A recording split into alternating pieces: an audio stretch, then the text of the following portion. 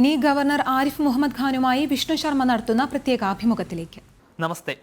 മുസ്ലിം സ്ത്രീകൾ ഹിജാബും ബുർഖയും ധരിക്കുന്നത് ഏറെ വിവാദമാകുകയും ചർച്ച ചെയ്യപ്പെടുകയും ചെയ്യുന്ന ഒരു പശ്ചാത്തലമാണുള്ളത്. ഈ സാഹചര്യത്തിൽ നമ്മോടൊപ്പം ഇപ്പോഴുള്ളത് കേരളത്തിന്റെ ഗവർണറും മുൻ കേന്ദ്രമന്ത്രിയുമായ ആരിഫ് മുഹമ്മദ് ഖാനാണ്. ഈ വിഷയത്തിൽ ഒരു മലയാള മാധ്യമത്തോട് ആദ്യമായാണ് അദ്ദേഹം പ്രതികരിക്കുന്നത്. അദ്ദേഹത്തിന്റെ ഈ വിഷയത്തിലെ കാഴ്ചപ്പാടുകളും നിലപാടുകളും എന്തൊക്കെയാണെന്ന് നമുക്ക് ചോദിച്ചു മനസ്സിലാക്കാം. Sir, welcome. Thank you very much. Sir, in Kashmir, a 12th student says in media that no hijab or burqa is needed for a real Muslim. How do you see in this response from Muslim women from on this conspiracy? We have seen the response of the Muslim women earlier also. We saw in the case of triple divorce, it was the Muslim women who really fought hard. So if you create a normal kind of atmosphere, the overwhelming majority will come forward, because who wants to live in abnormal conditions? Nobody wants to live in abnormal conditions. And now the age in which we are living, where the girl students are doing even better than boys. They are winning more awards. They are pursuing their careers. Now think of it. This girl must be aspiring to join either some security force or anywhere, wherever she goes after completing her education. Will she be able to do her duties properly if she is told, and she's told that wearing hijab is essential, intrinsic, integral to the practice of the religion, and then if she wears it, then she is not able to perform properly. If she does not wear it, then she will have this guilty complex in her mind that because of my career, I am not able to practice something which has been prescribed by my religion. So that is why I am repeatedly saying that this is not a controversy. This is a conspiracy, a sinister design to push back Muslim girls into the four walls of their homes. And I'm sure that Muslim girls, Muslim women, they will not accept it at any price. What do you think about the undercurrent behind this conspiracy? Undercurrent we always have. In 1986 we had this Shahbano case, and they were saying that if the judgment is not reversed, then Islam will be in danger.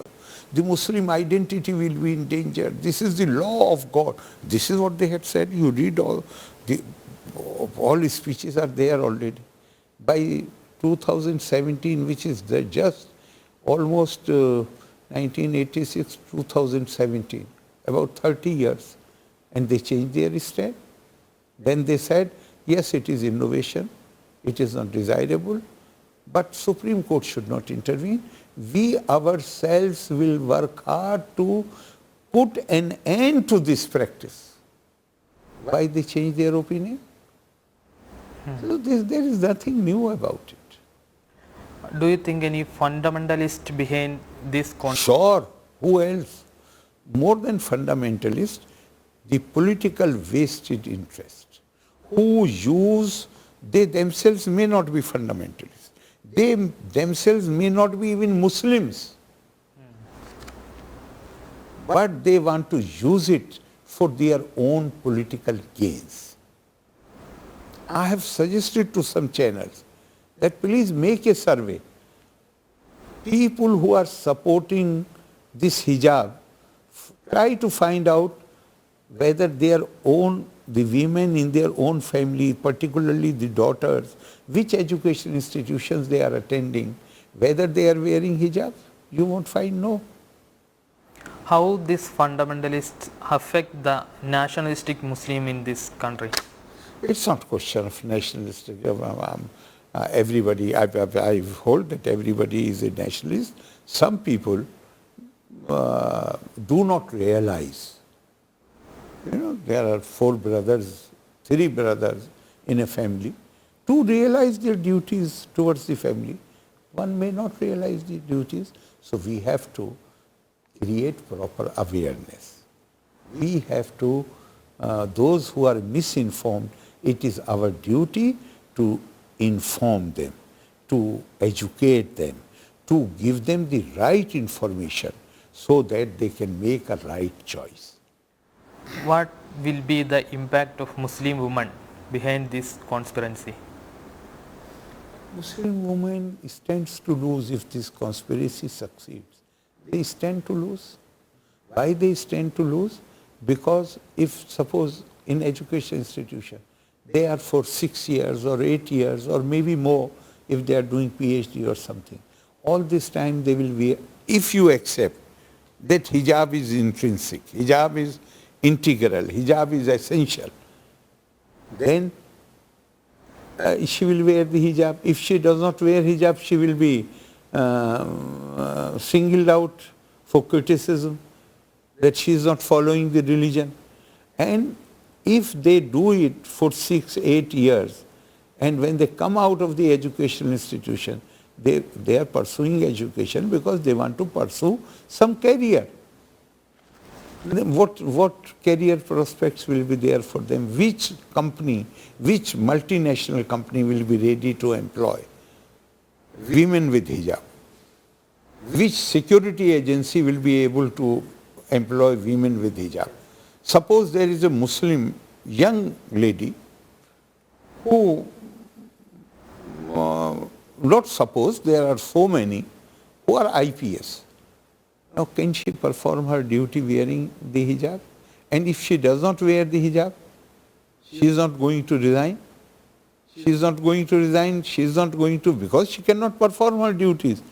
Then, if you accept the argument of the pro-hijab people, then you will create a complex in her mind that the society accepts that it is essential for the practice of religion. I am not able to wear it, so I am not following my religion. You will create a mental crisis for some of them. So Muslim girls are stand to lose if they succeed in their design, and that is what they aim at. They don't like Muslim women's participation in public life. They want them to remain suppressed, oppressed, so that they can dominate over them. And the biggest loser, even bigger loser than these girls, will be the future generation, who will be deprived of educated mothers, who can guide them properly, according to the requirements of the times in which we are living. So it's more, these girls will suffer, our future generations will suffer, and country will suffer because we will be deprived of their talent, their services. In Saudi Arabia and even most of Arab countries even princes were not wearing burqa or hijab. Everybody knows. Is secular country.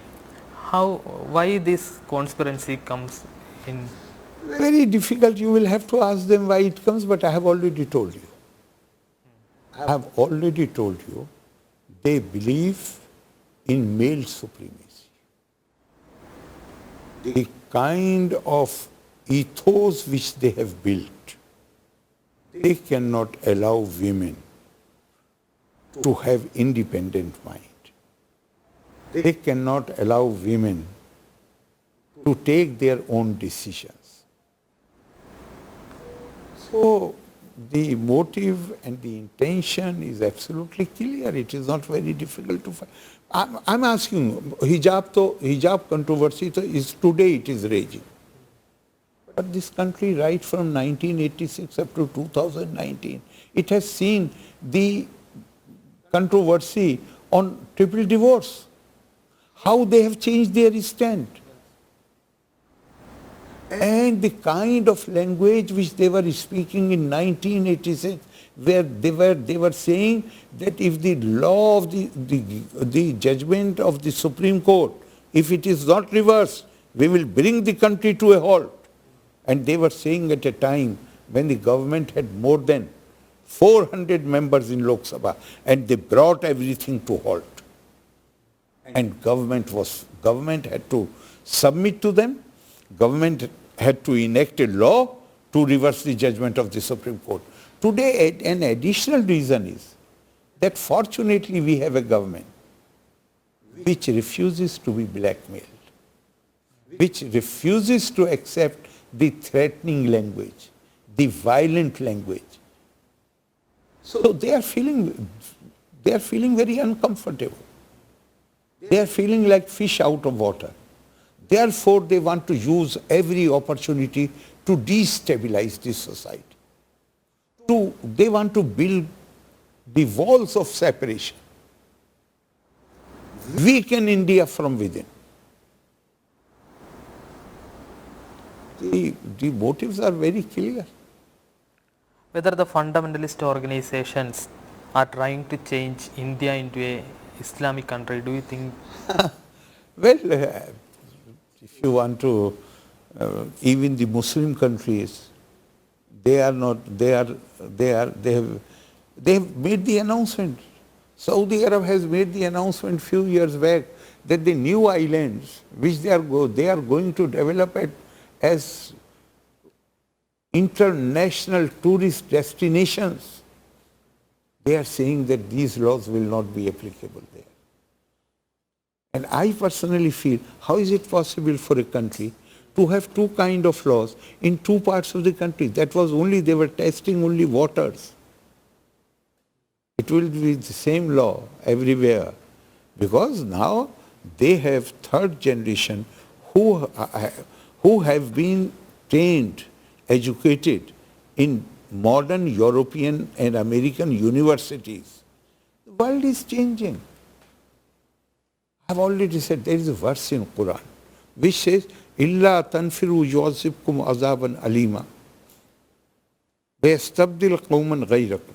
If you will not march with the times, if you will not bring necessary change in you in response to the requirements of the time, then you will face tremendous torment.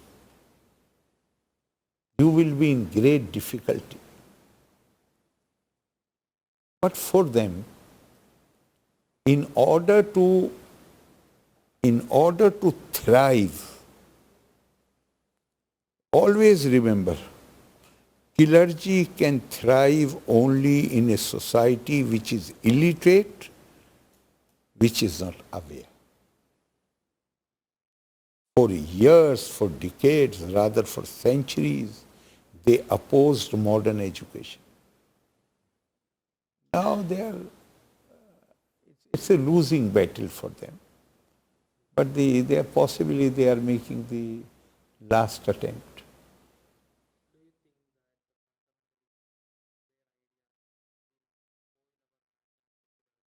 Not really. Not really. They are not so powerful. I don't give them so much importance. No. They are not. They only want to have their stranglehold on the Muslim community. And all the time they are telling them that if this happens, your religion will be in danger. If this happens, your culture will be in danger. The strategy which they had adopted before 1947, and they had demanded partition of the country, in which they had succeeded. But if they nurse any such misunderstanding now, then they must realize that 47 they succeeded because of the presence of the third party, that is the Britishers, the colonial masters. Today the third party is not there. Even second party is not there. Today we are all one. We are Indians. The British, the system which they had created, the constitutional arrangement, the administrative policies, actions, they had created an environment where it had become a zero-sum game. My benefit came if you lose something. Your benefit came as a community if I lose something. Today the zero-sum game is over. Today communities do not constitute India, which the Britishers said. India is not a nation. India is a geographical entity, which consists of many nations, or they said conglomeration of communities. Today India is not conglomeration of communities. Our constitution recognizes citizen as the basic unit, basic building block of this edifice. Today focus is on citizen. Even the right to religion has not been ensured to the communities. Right of religion has been ensured to each individual. Why their version should be imposed on me, or my version should be imposed on them? No. We should all be free to practice the way which is in accordance with each individual's own genius. So they are not such a big threat. They are. Why? Because building something takes time, effort, industry. Destruction is not very difficult. But if we do our duty properly, that is, keep our people aware of the kind of threats that we are facing, and we remain vigilant, then I am sure they will not be able to cause any harm. Is they leading to a terrorism fundamentalist? It has happened. But our capability, India's capability to overcome them is tremendous. So no need to fear. Yes, be vigilant. Is they are the fundamentalists aiming to central government? Surely they feel very uncomfortable. Why? Because after independence, for many long years, they used to enjoy a lot of privileges, lot of special patronage, because they were able to convey this message to the government that we can deliver block votes. Fortunately, today we have a government which refuses to be blackmailed, which refuses to submit to the pressure, refuses to even to listen to the language of violence and threat. Therefore, this attitude has made them uncomfortable, and they jump onto every opportunity through which they can embrace the government and this society. Central government had already initiated to scrap triple talaq. How these reforms affect Muslim womanhoods in our country? Look at the figures. After 2019, there has been a drastic drop in the rate of divorce. More than 90% drop. Number of incidents of divorce which were happening before this law was enacted, now it is not even 10% of that. So you can make your own judgment how it is helping them. Because ultimately, that kind of divorce, the loser was woman. She was left without any support. Now, that fear has gone away from the mind of Muslim women. So these people, I have already told you, that they feel uncomfortable on account of these reasons. Hijab is merely a ruse, an alibi. Okay, thank you, sir. Thank you.